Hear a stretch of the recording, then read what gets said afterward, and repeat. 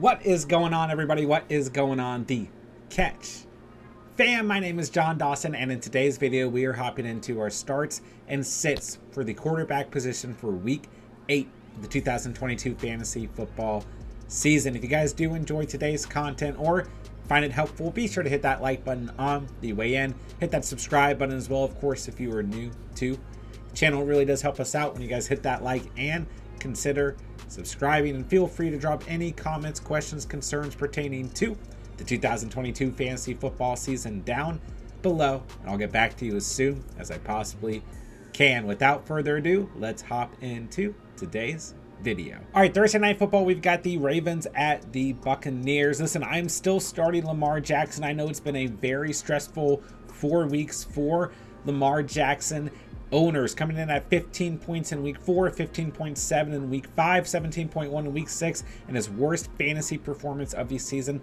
in week 7 at 10.7 fantasy points against the Cleveland Browns. 9 completions off of 16 passing attempts, 120 passing yards, 59 yards on the ground off of 10 rushing attempts, 0 touchdowns in this matchup for Lamar Jackson. Literally all of his fantasy value essentially came from those 59 rushing yards. I get it, guys. Got a lot of questions from Lamar Jackson owners. You know, what do I do going forward? Do I even start him against the Buccaneers? I say on a short week, we give Jackson a chance here because he's still your quarterback 4 in fantasy football. I know that stat is really elevated by weeks 2 and 3 where he had at least 40 points in both of those matchups. But listen, the ceiling is just too high. I'm not ready to give up on Lamar Jackson, so I say we start him moving into week 8. On the other hand, I'm not as confident in Tom Brady overall. Listen, the Ravens haven't played great against opposing quarterbacks, and their secondary has been faulty at times. We know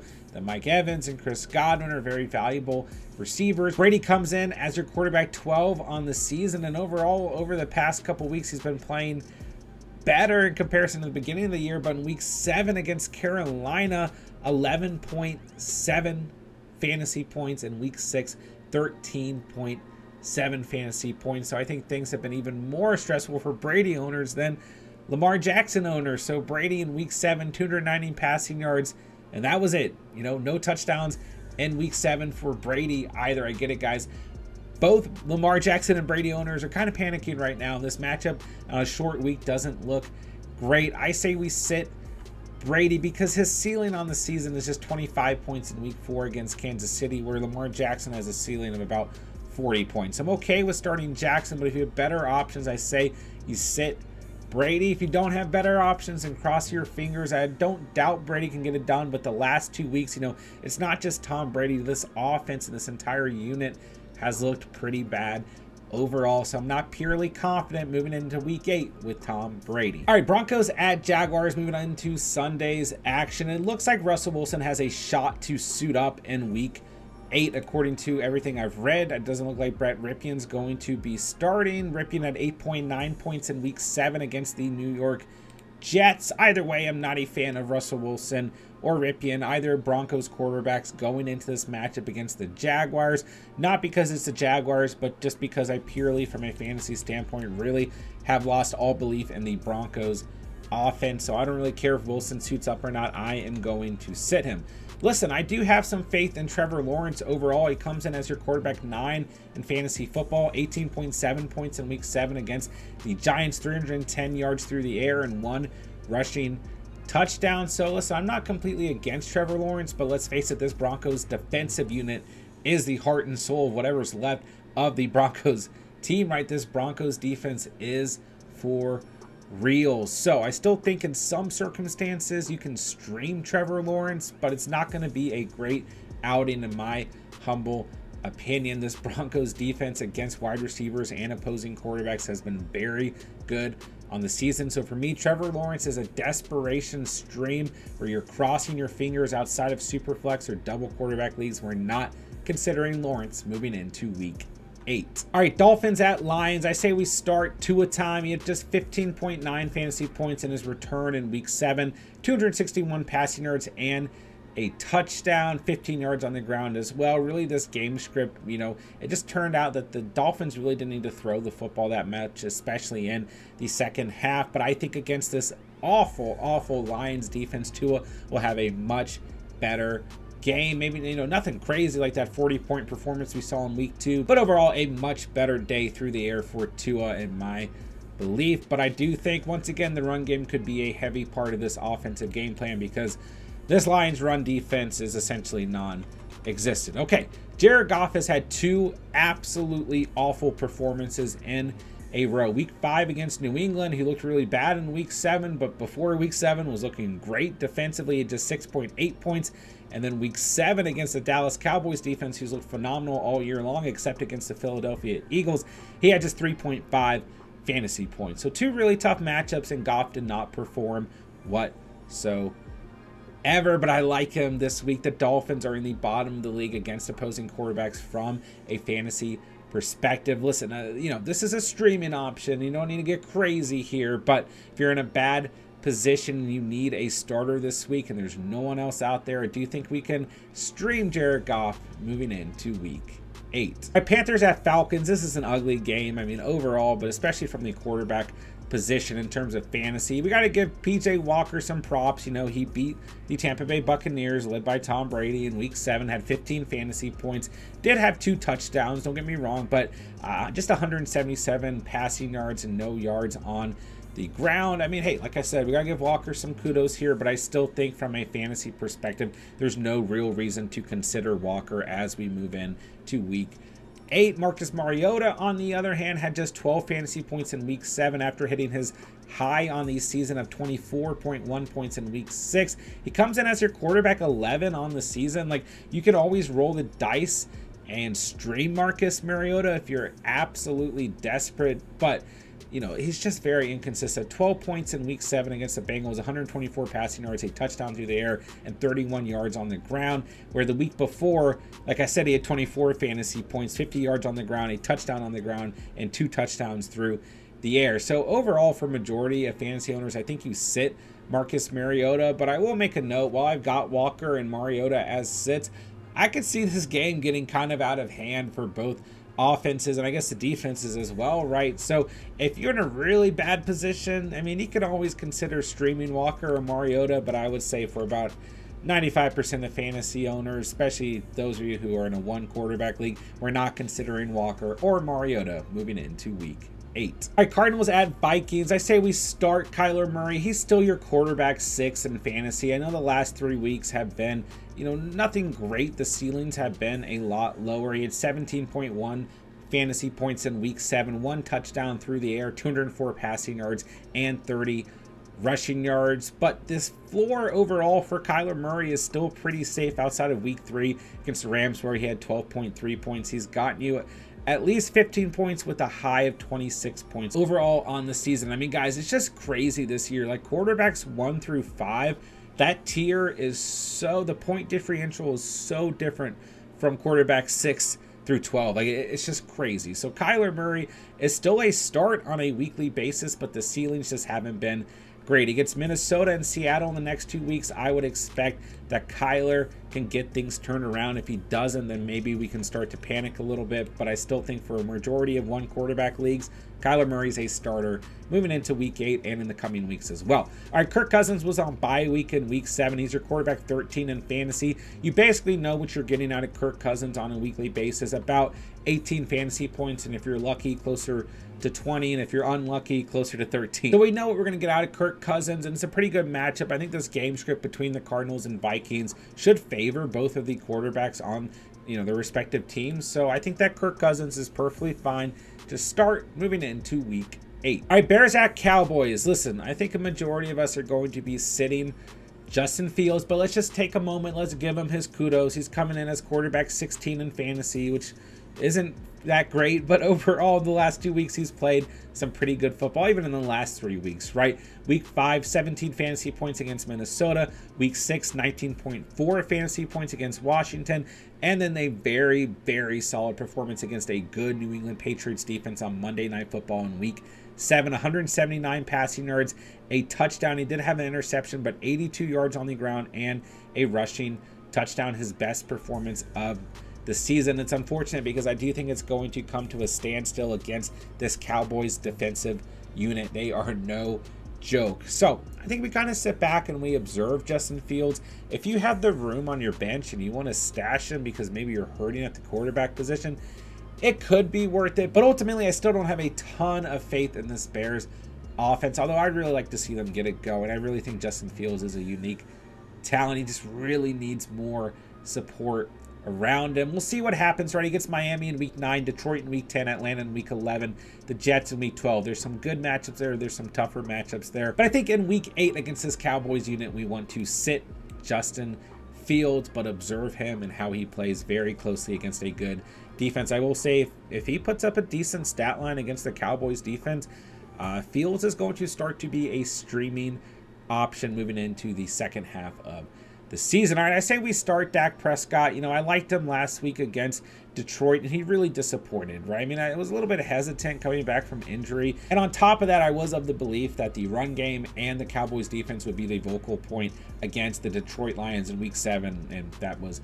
correct. But 207 passing yards and a touchdown for Prescott in his week 7 return. Like I said, just 12.2 fantasy points. Listen, unless you have better options, I think we just go ahead and we start Dak against the Chicago Bears defense, who, I mean, looked pretty good against New England Patriots on Monday Night Football. But overall, I think Dak is a perfectly fine start if you don't have better options. But if you do have another quarterback on your team, you want to look and see, hey, do I have a better shot and more upside with that quarterback as we move into week 8. All right, Raiders at Saints. I think we can start Derek Carr, similar to Kirk Cousins. You know what you're getting out of Carr on a weekly basis. The ceiling isn't great, about 20 fantasy points. The floor isn't great either, about 13 fantasy points. On the season, his lowest point was 11.5 against Denver in week 4. Overall, the Saints have been pretty vulnerable to opposing quarterbacks. So, yeah, if you don't have better options, you can roll with Derek Carr, but just keep in mind that the ceiling's not very high overall. On the other hand, it looks like Jameis Winston should be able to make his return in week 8, but it is undetermined at the moment. So if Andy Dalton is the starting quarterback, in my mind, even coming off a 29.5 performance in Thursday Night Football against the Arizona Cardinals, I don't think we said Andy Dalton. I don't quite trust him, but if you're really desperate, I guess you can make the move because this Las Vegas defense hasn't been great. I would say it's a lot safer in super flex or double quarterback leagues, but I think if Winston does suit up in this game, we can stream him, mainly because this Vegas defense hasn't been great. Like I said, Andy Dalton, I'm not ready to trust. I mean, if we look at the weeks before his big performance on Thursday Night Football, you know, 13 or less fantasy points in those other 3 starts he's had in the season. So I'm not ready to trust Andy Dalton, but hey,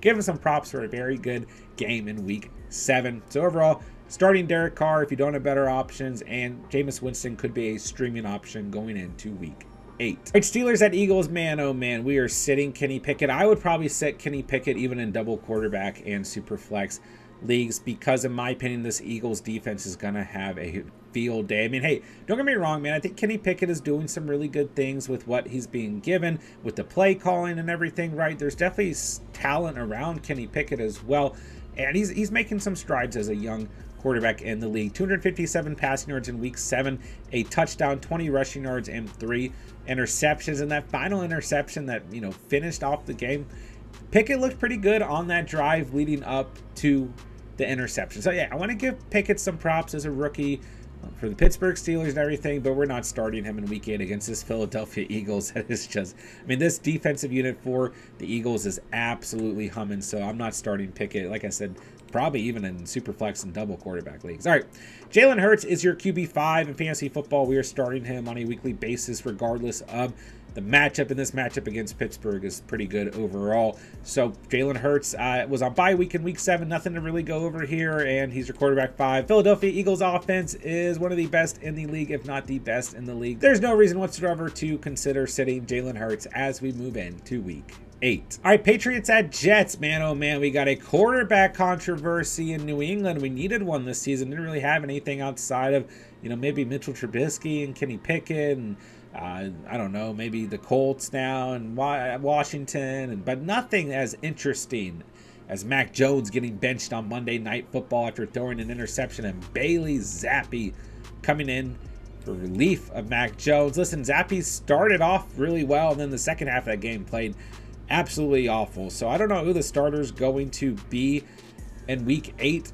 but I wouldn't start either of them against this Jets defense that is very up and coming. They didn't play as good as I thought they would against the Denver Broncos, but they're still a good defensive unit, and from a fantasy perspective, there's no reason to consider Zappi or Jones moving into the week. On the other hand, I don't think there's any reason to consider starting Zach Wilson either. He's a quarterback 32 fantasy football. He has missed 3 games on the season, but just 7.2 points in week 7 against the Broncos, 121 passing yards, 24 yards on the ground, 0 touchdowns, and he loses the best offensive player on this entire offensive unit throughout the year, and Breece Hall. Really sad to see. Definitely going to hurt the Jets offense overall, so Wilson will be a sit for me moving into week 8. All right, Titans at Texans. This game could get interesting. Ryan Tannehill suffered a little bit of an ankle injury in week 7, and we saw a little bit of Malik Willis, but overall not a whole lot. He just had 1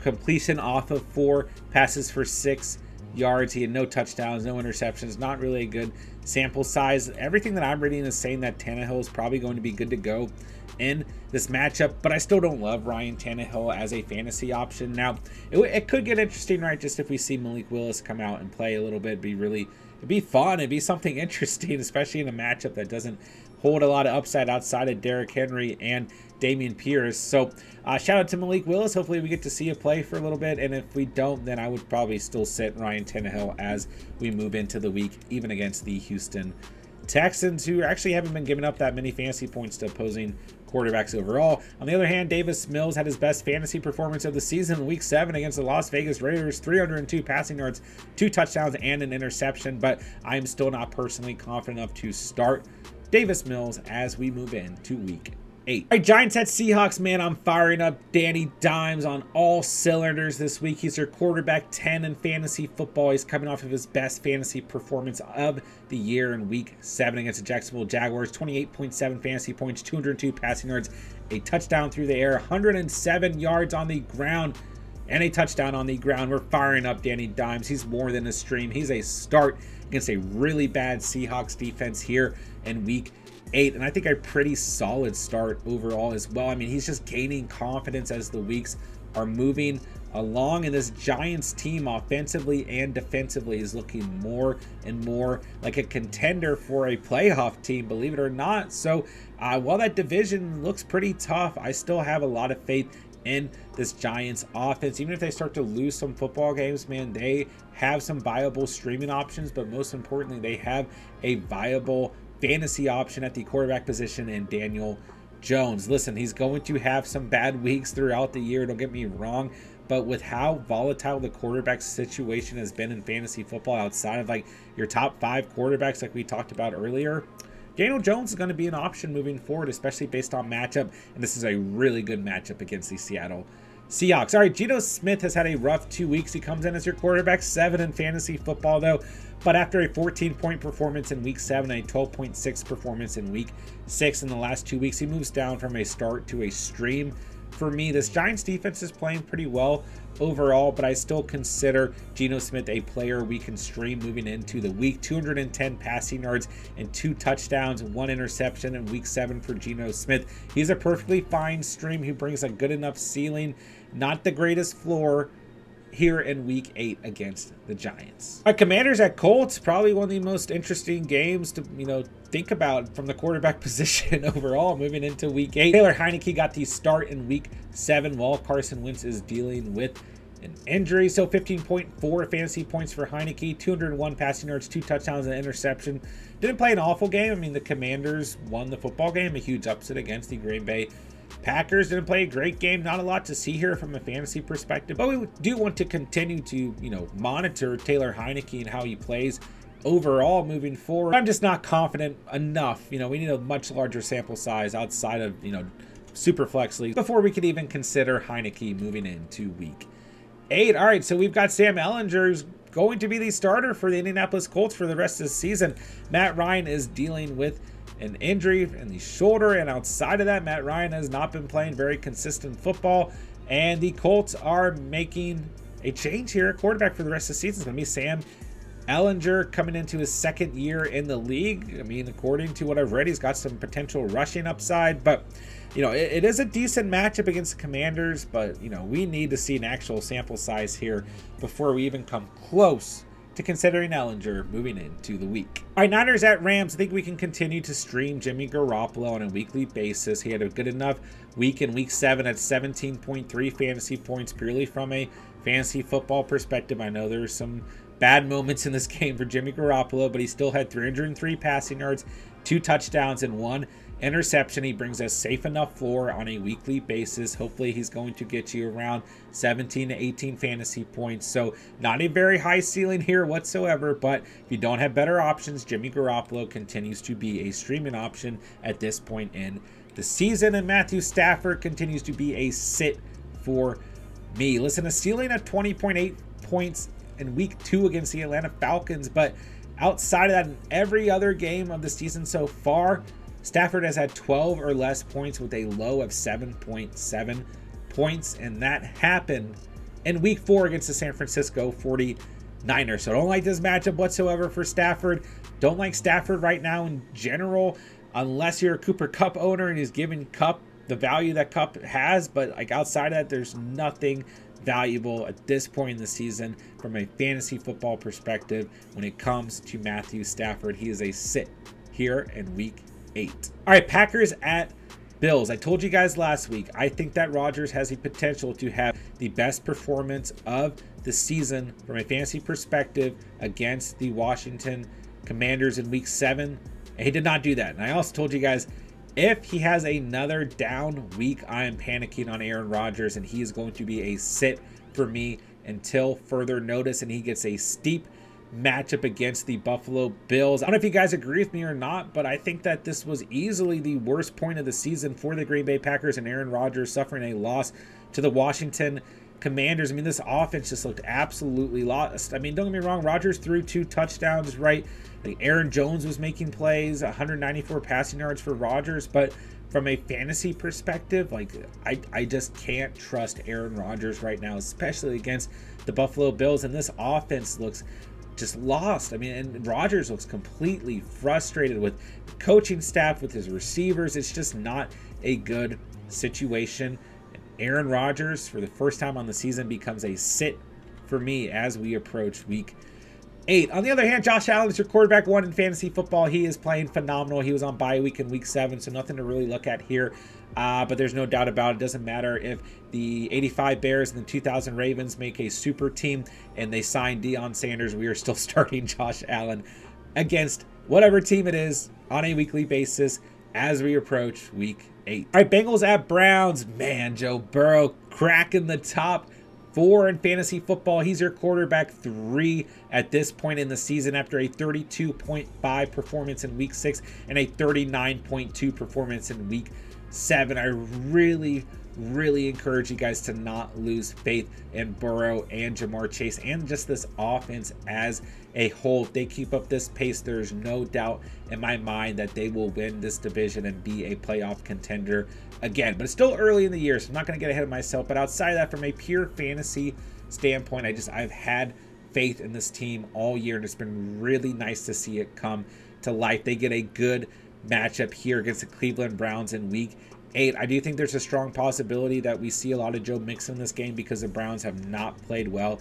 against the run. But I also believe that the Bengals will come out early and start throwing the football and attacking this Browns defense. So I see another good stat line for Burrow. Don't be surprised if that ceiling comes down a little bit lower. He had 40 fantasy points in some leagues out there, above 40 fantasy points in some leagues out there, depending on your scoring formats, but the average was 39.2 fantasy points. Burrow is on fire right now. He is a start on a weekly basis. On the other hand, Jacoby Brissett's going to be a sit for me as we move into week 8. Just 10.2 fantasy points in week 7 after having 10.6 fantasy points in week 6. Not a great game script for the Browns overall against the Ravens in week 7. Really, this Browns team just has to focus on the run. I mean, Amari Cooper's not playing bad football. Donovan Peoples-Jones not playing bad football, but they suffered a huge loss with David Njoku's injury, so it's really, that's going to hurt the Browns passing game, right? And overall, from a fantasy perspective, Brissett's your quarterback 19, so no one's really even considering him outside of double quarterback leagues or super flex leagues, so he continues to be a sit as we move into week 8. And that'll do it for today's video. If you guys did enjoy the content today, be sure to hit that like button on the way out. Hit that subscribe button. Of course, if you are new to the channel, it really does help us out when you guys hit that like and consider subscribing. And please feel free to drop any comments, questions, concerns pertaining to the 2022 fantasy football season down below, and I'll get back to you as soon as I possibly can. With that, I'll say thank you guys so much for watching and or listening, and remember, you saw it here on The Catch.